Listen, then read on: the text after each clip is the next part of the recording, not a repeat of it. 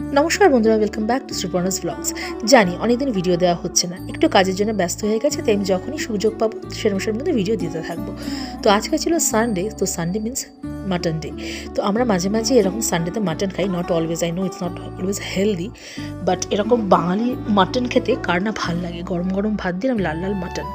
তো মাটন রেসিপিটা মোটামুটি সবাই জানেন। তো আমি যেটা করেছিলাম, মাটনটা সেদ্ধ করে নিয়েছিলাম আলাদা করে, আর রসুন, আদা, ধনে, জিরে, শুকনো লঙ্কা, তেজপাতা আর গোটা গরম মশলা ভিজিয়ে বেটে নিয়েছিলাম। তো মেনলি হচ্ছে পেঁয়াজটাকে দিয়ে কিন্তু মশলাটা কষিয়ে নিতে হবে, দিতে হবে টমেটো। আর যখন পুরো মশলাটা বেশ ব্রাউন হয়ে কষে আসবে, তার মধ্যে দিয়ে দেবো আমরা ভেজে রাখা আলুগুলো। আর যেহেতু মাটনটাকে সেদ্ধ করে নিয়েছিলাম, সে মাটন স্টকটাও কিন্তু দিয়েই কিন্তু রান্নাটা হবে, আমি আলাদা করে জল দিইনি। আর মাটনটা সেদ্ধর সময় একটুখানি হলুদ, একটু লঙ্কাগুলো, নুন দিয়েছিলাম। তো এখানে আমার কিন্তু মাটন একদম রেডি। নামানোর গরম মশলা, ঘি আর কাঁচা লঙ্কা দিলেই একদম রেডি হয়ে যাবে। টাটা।